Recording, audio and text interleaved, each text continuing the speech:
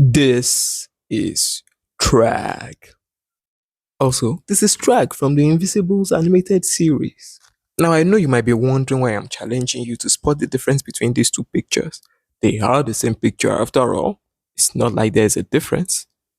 Oh, you think there's a difference? Fans have been complaining that Trag doesn't look like the way it does in the comics. They said it was simplified because of the sake of the animation. Is that so? Let's have a look at it then. Today I'll be making the animated character design for Thrag accurate to the comics, while keeping it as simple as possible for the sake of animation.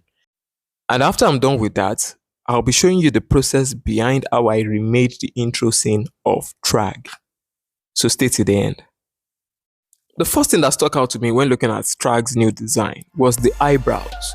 In the comics, Thrag's eyebrows were a lot thinner, well shaped, and slightly spiky at the top. But in the comics, they are thicker. The new character design also has a lot of cheeks. And I'm sure if you're terminally online like me, you'll have seen a lot of people talk about how this new Thrag looks like a baby. So another thing to do was to adjust the cheekbone and the jaw. And one more thing I also think I needed to adjust was the hairline. Thrag's hairline is notoriously crisp. It's one of the things that he's known for.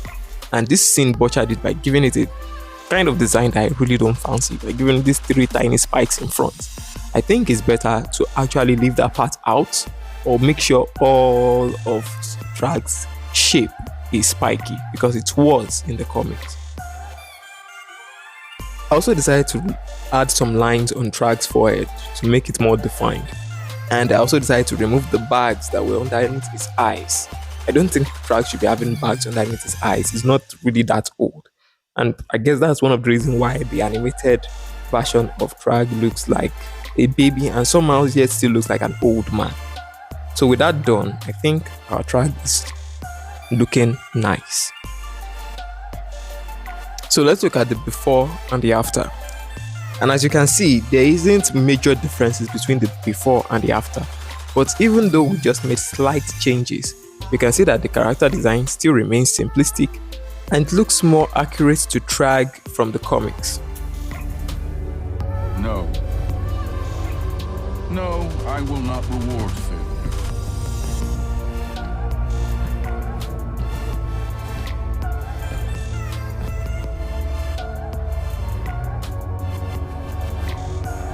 You have work to do yet.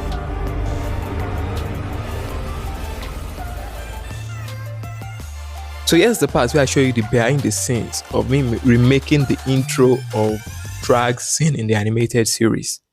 The first thing I did was to look for a very easy part that I can just quickly animate within the span of a few days. I didn't want this fan project to take more than a week.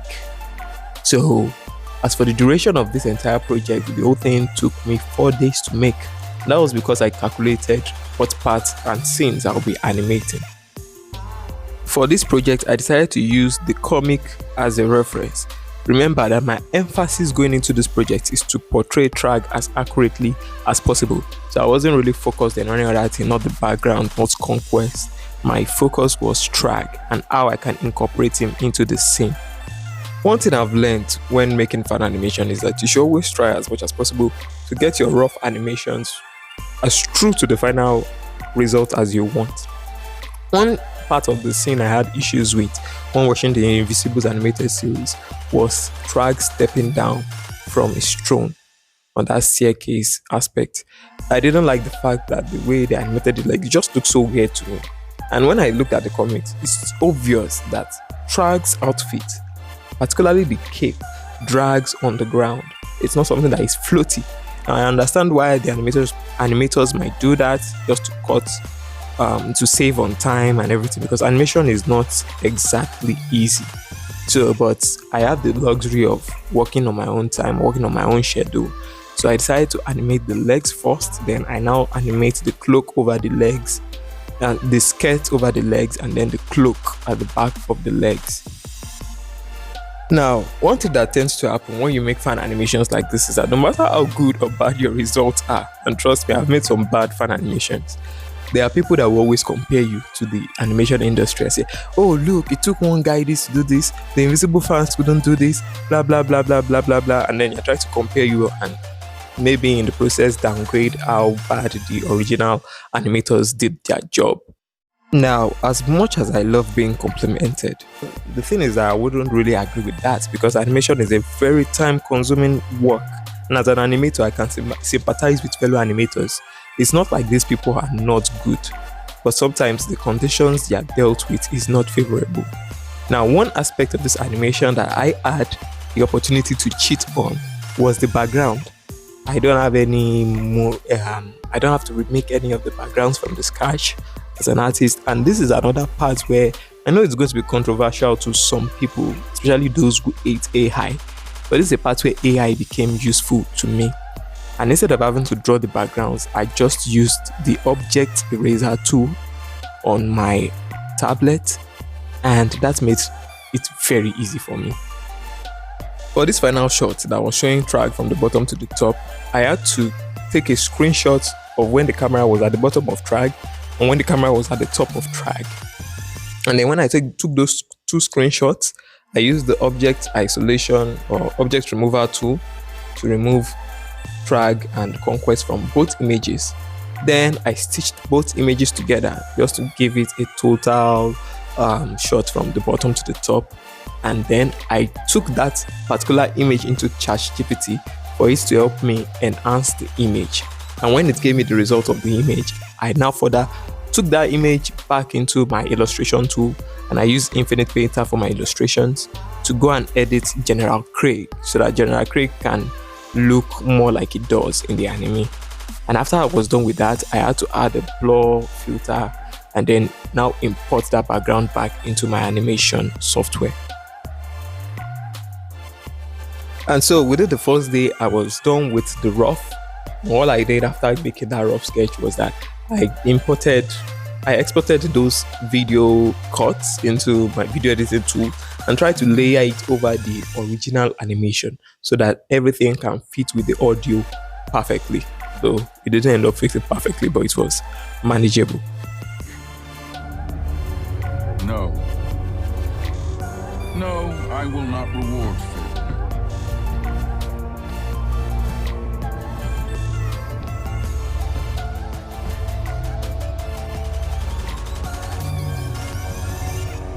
You have work to do yet.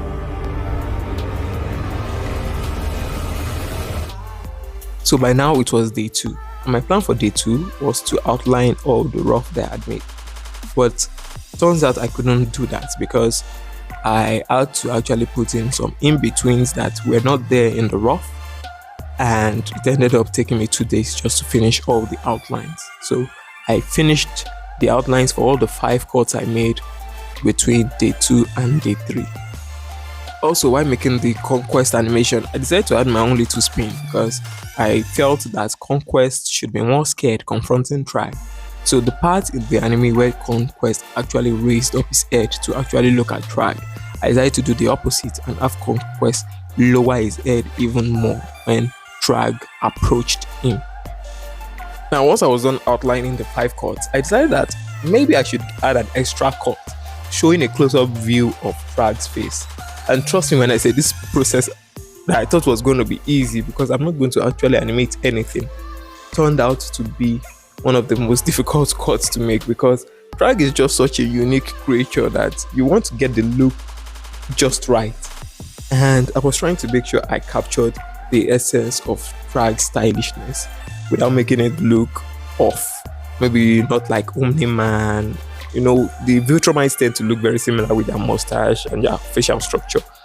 And there was this line that I was trying to get where I don't end up making Thragg look more like Omni-Man. So I had to redraw Thrag's face like 3 times just to get it right. And even after I was done with the final animation, even after I uploaded the shot that blew up on my YouTube, I still had to go back again and re-edit his mustache because I felt like I didn't capture his mustache well. I didn't capture the shape of his head well. I think I left too much space in his forehead and maybe his eyebrows should have been slightly elevated. So getting Thrag was a little bit difficult for me. So maybe I shouldn't really blame the invisible animators and their crew for giving us a debut with a mustache. No. No, I will not reward failure.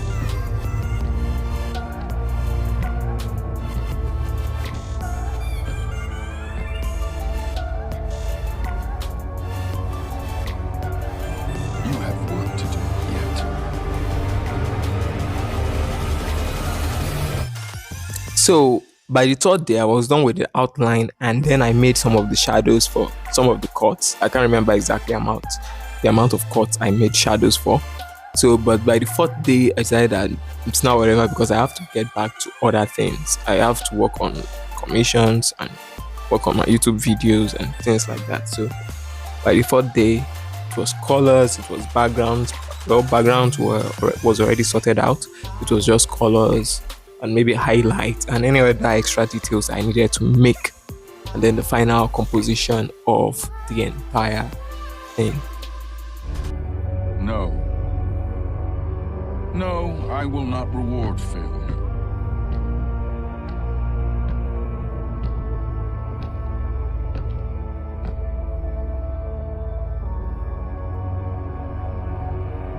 You have work to do yet. And just like that, I was able to remake the intro scene of Thrag and achieve what I wanted to achieve. One of the changes I wanted to make was to make the belt and his armband look metallic, and I'm glad I was able to achieve that. So thank you very much if you watched the video to this moment, and God bless you. Don't forget to like, share, and subscribe.